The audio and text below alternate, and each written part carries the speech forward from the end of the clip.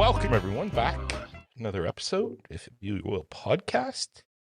We are probably halfway through, maybe even more than halfway through season 6. We'll see how the holiday season goes, and but regardless, today, great, a one man band, I guess we'd say, a rubber band gun, coming out of Philadelphia. Is that true, Kevin? Kevin Basko. Yes. Yeah, one man, I guess, is a good way to say it. Yeah. Out of Philadelphia. Influenced probably by many, but I mean, you're a one-man churning music machine. And I'll tell you why I say that in a minute, but I'm going to leave the suspense there for a minute. But Kevin has just a new record that came out called The Record Deal with God. This is from this year, September 18th, came out. And lo and behold, go to his Bandcamp page because there's a new thing on there almost every week, which is lucky for all of us out there. Kevin is a prolific songwriter, and he dabbles this line of indie rock, psych. I mean, it's very do-it-yourselfy, lo-fi, bedroomy, you name it. And he's been doing this for a hell of a long time and's produced a ton of stuff. He also runs the Historic New Jersey Records. Kevin, is that correct in saying that? Totally. That is correct, yep. That is your studio and where you help other musicians build their sound. Yeah, it's like a recording studio also, and some of the artists on here that are very close in proximity and just into my heart are ones that I put out on the Historic Jersey label. Nice. And it's hard to say label nowadays, but it's like a music group in the same way that modeled after some of the great label studio types like your Stax or your Motown kind of thing, where there's a little bit of involvement in both sides of it. Right. But yeah, it's been only about a few years of that, and it's not too many have come out on that, but it's certainly a growing kind of thing we're doing here. Awesome. And is that all analog too, Kevin? I read that most of what you do, you love to just go analog. Well, yeah, like analog's such a funny word now. It's like I for a long time with this project, it was mostly tape. Actually, this machine here and a few of the ones back there. Yep. Those were the kind of main creative hubs that the songs would be built on, figured out on, and kind of mixed on even. In the last 4 or 5 years, I've started to slowly try to get a little more of what they call a hybrid setup where it might start out on tape and then might end up a little bit more work on the computer. Right. And then some of the records I've done recently have been a little bit more computer world, but it's always weird. It's always like analog in the sense of there's quite a lot of things outside of the computer that are affecting the sound before. You can't really see there's quite a lot of old things here that really make things sound the way that I would like them to sound. Yeah. My computer's very old, so it kind of keeps me from digging too deep into the computer world. Right. And I kind of like it that way. I think what I liked about tape and what I love about tape still is the limitations of the frame, so to speak, where you could fill things with there being a sort of a wall that you hit in terms of your ability, which I think that's where a lot of great art in a lot of ways, the limitations are what define it. I think that's something I've learned after a long time. So analog is a tough word though. It's like it is analog. It's certainly we do things a lot of different ways here though, but it's mostly the older methods. Nice. And I guess my first question, Kevin, is I want to go back a little bit, just because I know that, I mean, your catalog is massive, and I know you've been doing this for a nice chunk of time, but the amount that you put out is in 1 year is about what an artist would put out in their whole career. When did this bug for music start for you? When did music really start to kick into your heart and be like, yeah, this is my direction in life? Yeah. So I have this memory that I've been holding on to, especially the last 5 years in pandemic when we all started to kind of look reflect and look inward. Right. And this memory of like being on the trampoline as a little kid, a little trampoline out back. Mm. And I had this memory of laying on my trampoline and like writing out lyrics and rewriting lyrics to songs that had already been written, almost like Weird Alifying them, but not funny. Just like how would I would want to sing Okay. to like pop punk songs or like weird other hits of the time. Mm. And I remember going back somewhat recently. Actually, my dog is crying, so I gotta like tuck him into his bed. No Sorry, troubles. not good for your podcasters, but yeah, there you go. Sorry. Make dog happy. Happy dog, happy hot Yeah, podcast. gotta have him chilling. No Yeah, that's a strong memory of early like writing before anything else, before even meeting other people, no sense of collaboration. But I think that's also why like I've had this strong connection to always, the do it yourself kind of mindset. And I think that, I kind of started out, like, I didn't really have like a childhood music collaborator friend, or I was in a lot of bands. Right. I've had great music relationships with people over the years, but it's always kind of been a very solitary effort. And I really like it that way, to be honest, and I find ways to collaborate with people. But I really, the solo work of the Beatles especially almost hits me much harder than I'm a big Beatles fan, but like the early McCartney stuff where he's playing it all, work of Richard Swift on his own, obviously Todd Rundgren. These are people that when again, I played in a lot of bands throughout my years, but it was when I was at music college playing in Boston with a lot of different bands of a lot of different genres that I got a little bit frustrated at times trying to, constantly, what do they say? Like, it's kind of like, the platypus is like a animal built by committee, the idea that how many people get involved in the process. I think that's important for music. And I've learned that, especially the last years producing, that the collaborative process can be obviously a lot richer than a solo effort. But Right. I found that having the ability to do it on my own, there's nothing stopping it. The only one to get in the way is yourself in that situation. And that's kind of how I've been able to make so much music.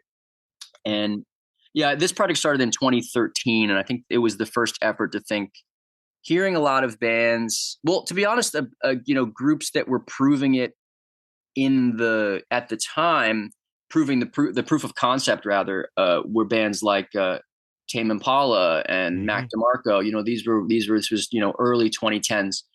And realizing that you could do a lot of the things on your own, and there's its own sort of world that has that contains. So it's bands like that really kind of prove that what I've always wanted to do, which is kind of just be able to express things in my own way, versus again having to be in a band where you're really compromising. There's not one obviously right or wrong answer, but I think that chunk of time was really important for me. Yeah. To kind of figure out that, it's okay to just do your own thing. And especially if you, and you did, I mean, yeah.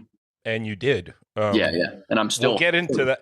So yeah. I have this story that I read. So you finished school, you went to a job fair, you left joining Foxygen as a touring guitarist. Like, walk us through that story, because I find it really fascinating. Yeah, well, I had become friends with Jonathan Rado of Foxygen at the time, just through meeting him at a show. I was actually in Boston going to school, and I took the bus down to see one of the drummer of Foxygen, Diane Coffey. His name's Sean Fleming. Great drummer, great musician, great singer. See their debut show at a club called Pianos in New York. And I saw Rado at the bar, and I spoke to him very briefly, and we had a pretty quick connection about influences, about just music in general. And we became friends over the next year. And then it was my last year of college, and I was on the way to the office of Berkeley that kind of helps you find a job. I was planning on being a teacher in New York. And moving possibly with my girlfriend at the time in New York, and do more of that kind of stuff. And I'm in the elevator, and I get the text, "Do you want to play in the Star Power band, and I was very excited about that. And I remember being next to this random girl in the elevator, and I like kind of like screamed, and I think I scared her because I was just very excited. But yeah, that really set off a big, long kind of because again, I had been around some of the best musicians in the country and on the planet at Berkeley. I mean, you could Right. say some of those musicians, as far as talent, were some of the best. And so to find a way to go from that school to yes, like joining one of my idol bands at the time, but also just like experiencing what the industry was like at that time, the touring industry, as well as, I mean, we visited a lot of other groups and studios and things like that. Just kind of getting a door into seeing what the industry was like was really important. And that, I had already had my band, or rather my early demos for Rubber Band Gun were kind of what got me into Foxygen in terms of just the proof of my musicality, I guess. Right. Right. But yeah, that was a really crazy time. It's crazy. I think it's been over a decade now. That was probably like 2013. Yeah. Yeah. And then you started this journey of your own in crafting and building your your catalog that, I mean, is just, I mean, in continuous evolution. There are two occasions that I want to talk about because it seemed like these two occasions got the engine going inside you to just write. And one of them was called the RBG 25, which was, yeah. Can you 2019 this came out in, or this idea, right? During the pandemic? Yeah. Walk us through this, what this challenge was for yourself. Yeah. So that it kind of goes back again to Jonathan Rado again, at the time we were touring. And by that time I had made quite a few records. I think up until then I maybe made like 8 or 9 records in probably what it was probably like a 7-year span, Right. which honestly, in hindsight, yeah, I was at the time I was probably averaging like a record a year, which is pretty typical for a lot of groups. And I was working at my parents' house, and we in 2019, it was like early in the year, and he was joking about how I should just make like a crazy amount of albums that year, and it kind of like through some playful banter kind of became a sort of like challenge of sorts to think that if I could do that many. And then we had like a rule that, it had to have like 3 or more songs. Cause I'm in this weird camp where like, I kind of don't believe in the concept of like, not the concept, but like of like an EP versus an album. Like I kind of think that things can be, it feels weird to like the way that we think. I know it's obviously like long play, extended play, but like, I think that there's something about, length of an album that it can feel complete in its right way with maybe 4 songs. I think I've heard things like Richard Swift has done that's like a couple songs, and it could have its own life. So conceptually we thought that would be a thing to do. And up until then I made a lot of records that were like, it's funny, a lot of people try to retain a sort of mystique, right? Like I saw this video recently about like, I think it was like Geese were talking about how the beauty in like not telling people what things are about, songs are about. And that led me down another rabbit hole, that a great quote by Paul Simon that was like, the listener completes the song, which kind of means that the listener, if you don't tell them what it's about, the listener will put their own interpretation on it, right?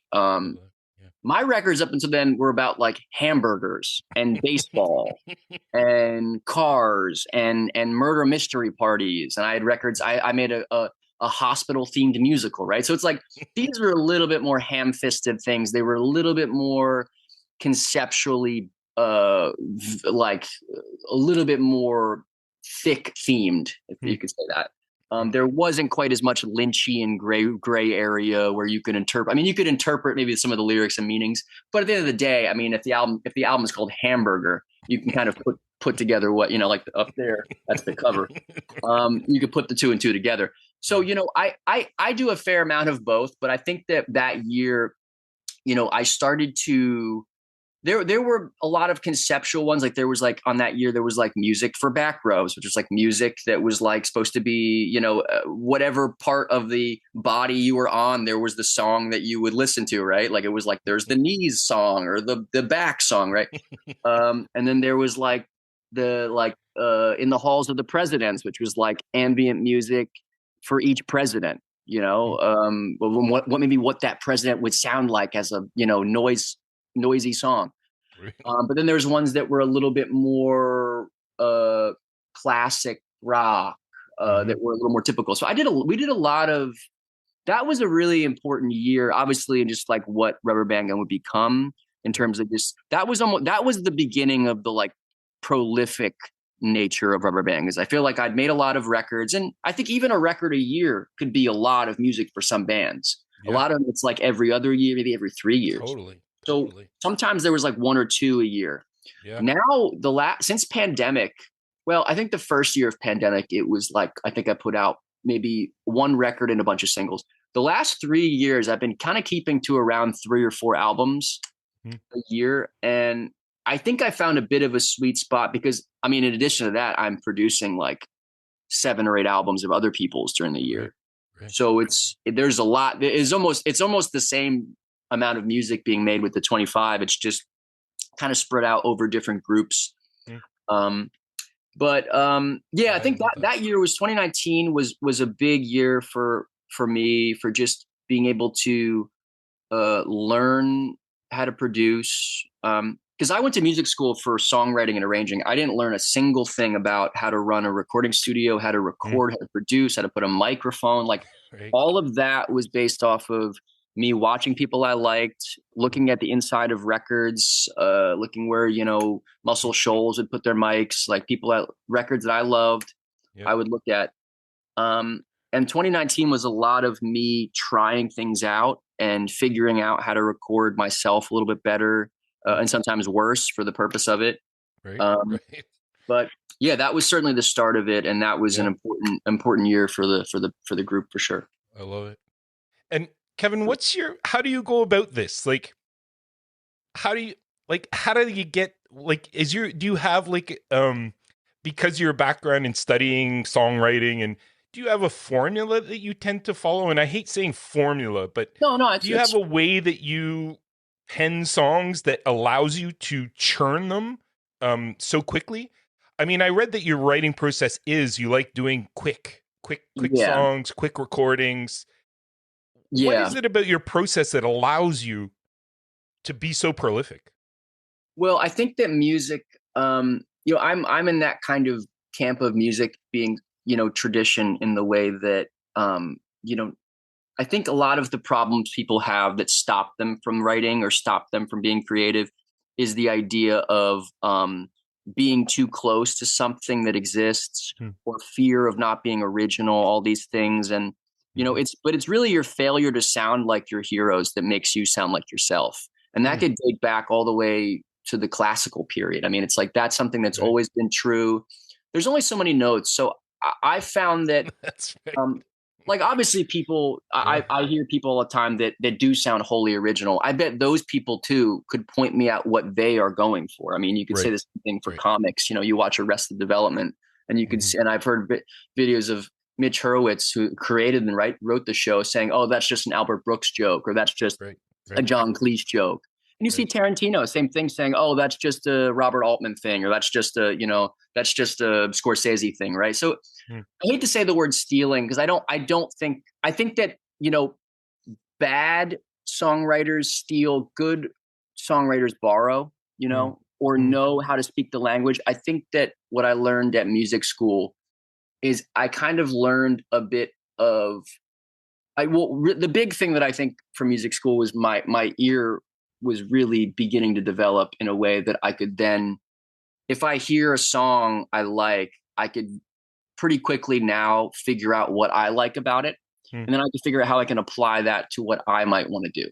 Right. So, Kevin, what would be an example of that, of something that you like in a song? Like, is it a line? Is it a lyric, a phrase, the chord structure? Like, everything? Like, it could be everything, anything. but it's about finding like what what you could do best. Like, I think the big Mm, thing that I think is impossible to be in trouble for stealing is tempo. I think mhm, tempo is where things start. It's also from a production standpoint where I look most about when I'm looking at someone's song.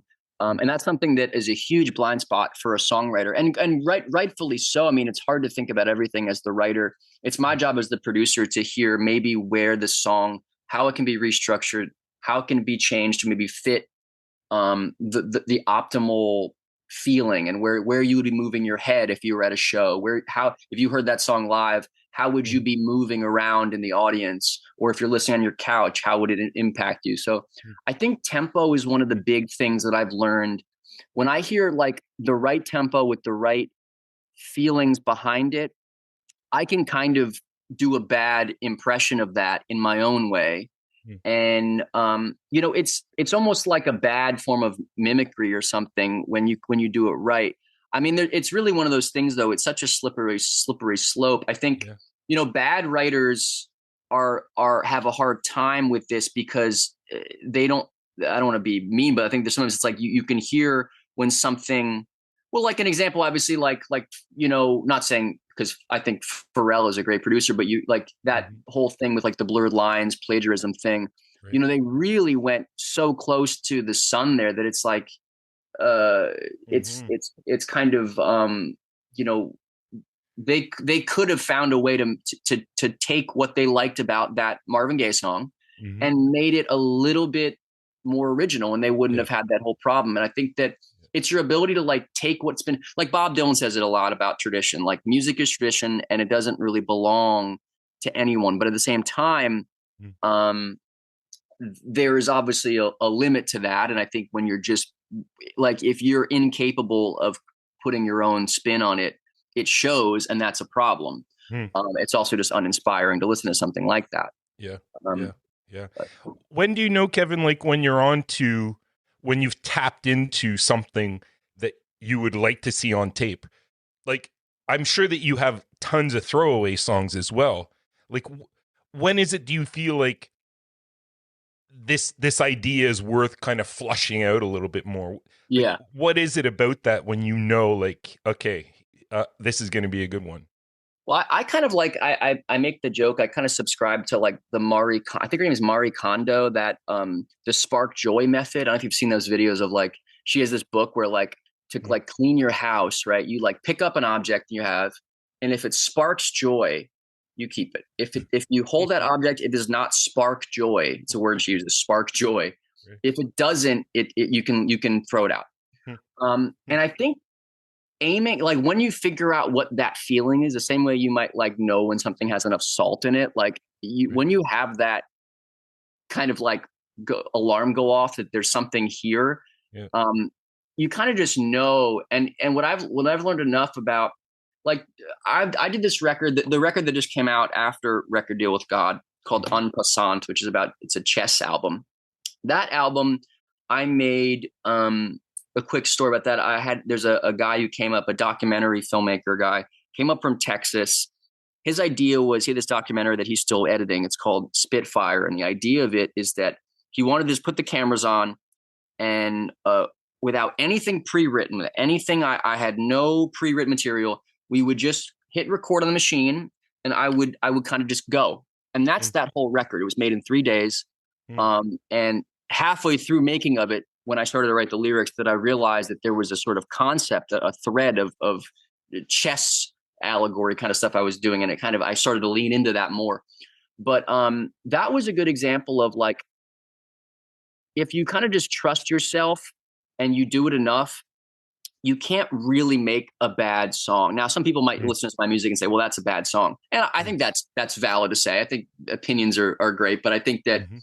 the amount of times that people have been in disagreement about my music is like, I that's one of my favorite things about my music, is that someone might say, "Oh, that's his worst album," and then someone else say, "Actually, that's my favorite album."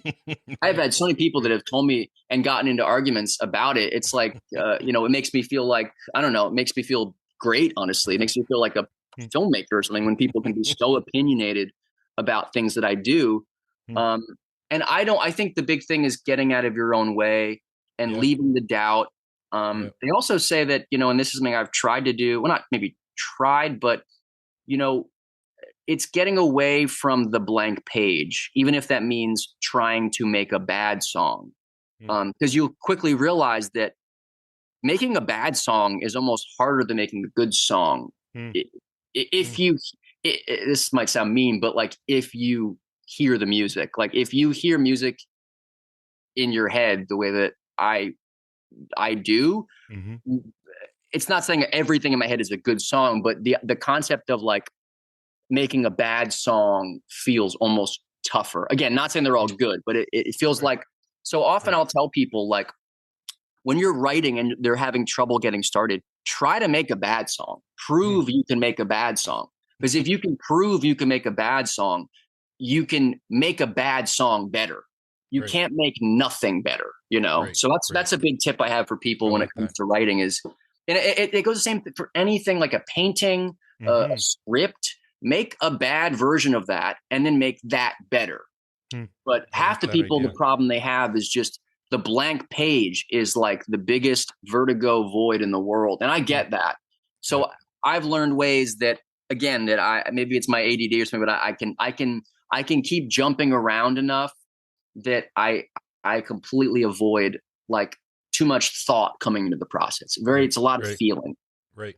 Well, and I love what you said before about just the practice too. Like you've done it so many times that like you understand yourself, you understand your tendencies. Yeah. And I'm sure you even understand like, okay, I want to go away, deviate from what I'm going to write a record about hamburgers. Like Yeah. Yeah.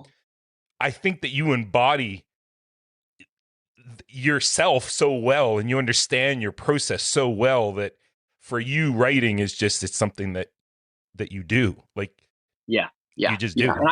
And I've been in this like songwriting world for before I think knew that I was. Yeah. Because again, I've been writing songs honestly since I was like maybe 12 in some capacity. And Right. in high school, I was making little home recorded albums that were like crappy, like John Mayer music. Like it was like knockoff. You know, early 2000s pop. Yeah. Um, Yeah. I also think that like being able to like, I'm a big fan of Paul Thomas Anderson's movies, and I recently heard that when he's finishing one movie, and he's Mm-hmm. doing the press cycle for the movie, he's already kind of figuring out what's his next thing. Mm. Yeah. And a lot of people in that industry try to do that to keep themselves moving. And I have always, I have never really had a record that was done where I didn't know the next one that I wanted to do. Mm. And that one Interesting. still might be like, there's one like last year, I knew I wanted to do a record deal with God and I finish it rather, because I had just started it last year, end of last year. Mm-hmm. And then I knew I wanted to do another one called Infinite Arrows that was going to be like 30 plus tracks of um, kind of a sequel to this other album I did called Street Memories, which is very a lot of like Peter Gabriel stuff, Mm. some King Crimson, just like a big mix of a little bit more hyperized things, Mm. with some very strange, if Record Deal with God is classic rock, I felt like Infinite Arrows was going to be much more futuristic, Okay. with a lot of weirder things into it. And I'm going to do so. Since then, though, I've finished Record Deal with God. Mm-hmm. I've done I've done Sell Hell, which is another album I did that I didn't know at the time. I did Haters and Lovers, which is more of an acoustic-y, songwriter-y, kind of Rufus Great record. Wainwright type thing. Yep, Great that's one record. of my Love that favorites of one. the year, I think. And Yep. then I've done this Chess album. So Mm. Infinite Eras, I have a lot. I have like 20 of them kind of mapped out without being finished, and then I have to do probably a bunch more early next year. But it's so fun to just to like blueprint out what you Yeah. might want to do conceptually and Yeah. think about what you would want to hear next. And that Mm-hmm. the ability for me to kind of bob and weave a little bit like that really makes this not a slog. And I feel like bands that I know that, especially bands that are on a record label, where there's a very long, grueling press cycle and promotional thing, and they finish a Mm-hmm. record 1 year and it comes out 2 years later. That Mm. to me, and I mean, that's like one of the real benefits of what I do and how I do it, is I'm not on that timetable, and I'm not huge, somewhat, because I don't say because of that, but that the inability for me to get truly behind that horse is partly why I'm a little bit in the obscure world. But I do think that when people find me and they start digging into it, it's a different type of fandom than your usual. Totally. It's a little bit more of a, it's like finding a comic book that you can just keep going back and finding, Yeah. all the worlds. It's a treasure trove, really. I mean, I was just so happy. I was telling you before we hopped on here when I hit your Bandcamp page, and I was like, amazing. Haters and Lovers. I love that record too. But Record Deal with God, I mean, it's such a banger of a record. I didn't listen yet to En Passant, your chess one, and people won't see you because this is only audio, but Kevin has a jersey on called Chess is Life. So probably inspired this record on chess. Where do you see Rubber Band Gun going, Kevin? Like, what is the rest of this year going into 2026? What are you hoping for, and what can we expect from your production level? So I have some albums. I have one album that I thought of the other day that I want to do.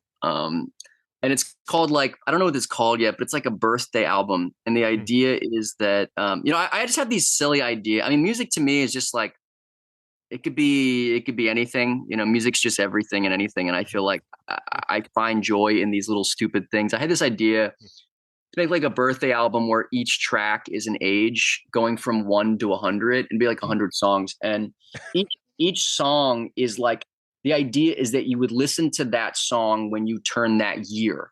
So like if you're turning like 36, you would, amongst other things, you would listen to that song on that day. And that song, ideally, from my point of view, would be maybe what it would feel like to be that age, or what it, I have a lot of people, since I've told this story, like pitch me, oh yeah, when you're like 10, it should sound like this, and when you're 70. So a lot of people have their own idea about what it would sound like, and it'll never be right. But the idea is pretty funny, and I think there's a funny bit of like marketing the idea that, I mean, in any given day, there's millions of birthdays of different ages. So, like, theoretically, you could be like, the stream numbers would be like astronomical if it actually took off. But the day like that one track, it would be through the roof. Yeah, we're like, and like age 22 is like a banger or something. Everyone who turns age 22 is like, that's the day you listen, That's it. But like, and then as you get into your 40s, 50s, it's more like old head rock and like, exactly, really jazz, like slow jazz. When you're in your like 40s. I don't know, I love but that's an idea I wanted to mess with. That was kind of fun. I have a lot of people that. That another band or artist that I work with is Starmoles, Emily, and she is one of the best songwriters I've worked with. I've worked with her for a long time now. We have a record that we finished that is coming out probably early next year. That is one of the best records I think I've made. Wow. Very exciting about that. Cool. Also, Sam and Louise Sullivan, who are a brother sister Philly duo who I love. Who you might want to have on here. They are amazing. Cool. Artists. Also Emily. I mean, these people are just they're and actually Sam and Louise Sullivan just got a great shout out from Jeff Tweedy from Wilco, saying that it's one of his favorites, and that he really, really loves it. And I was really heartwarmed to hear that, because we put a lot of time and love into that record. But yeah, just I feel really blessed that I just get to make music every day, and even though I mean, my streaming numbers are decent, but like I feel like the ability for me, especially compared to other artists that I know that are able to do a lot of things, my ability just to be able to make music every day in some capacity is that's the journey is about it, and so I'm not really looking at any like goals like Grammy wins or anything. I'm not like trying to chase any of that, really. I'm just, to me, it's life's about just the doing. And it's nice to get a couple pats on the back every now and then, but I just love being down where I am right now in this studio, just cooking stuff up. And I'm hoping I could do a bunch more next year. I mean, I just every year I just want to keep getting better, and I really do think we've been getting better and better every year, especially because my whole discography is me learning how to operate the machinery and learning how to make it a little bit better in a way. And so that's kind of the whole discography is really, you can, that's why I also keep it chronological, because you can kind of map out it starting from the cassette demos now to some of the ones that are like slightly more hi-fi than mid-fi. I'm not like breaking into the like, top 40 quality of things just because I'm working with what I have, but I think it's certainly a ride to like jump on, Amazing. Well, I'm really excited to hear I'm going to look through and see some of the artists that you've helped create records with. I'm really interested to see the transfer from your music to how you apply it to theirs. And definitely, I mean, I'll reach out to those artists because I want to know their perspective of how you run your studio and stuff. I think that would be a cool perspective as well. Yeah, for sure. They're great. They're phenomenal musicians, and they're gonna really they'll probably take off before I do, just because they have such a they have their heads on right, and I'm stuck in I'm a little bit stuck in my ways of just like I keep cranking them out, and I'm not really. Whereas again, some people, they put it out and then they stand behind it and they hold the sign up for a year. This is what I got. I'm I kind of put it out, and I'm lucky people listen. But they're fantastic. You have good numbers on Bandcamp too. Like, I mean, I do good. I do okay. Nothing to not talk about. Yeah. Well, Kevin, this has been fascinating. I thank you so much for kind of opening your studio and your process and your music up to us. I love your stories. I love your process and how you think about records. And I'm going to definitely listen to Hamburger. I mean, 80/20, never frozen, Burger Girl, no restaurant promotion. I'm loving you. It's needed. Yeah. Plus a little break from some of the more. I mean, some of them are ambiguous. A lot of them are ambiguous, but some of them are just like good fun. Love it. I love it. Well, you take care of yourself, and I'd love to have you back on and continue this conversation. It's been a real pleasure. Great. Thanks so much, Chris. I appreciate it. Cheers, man.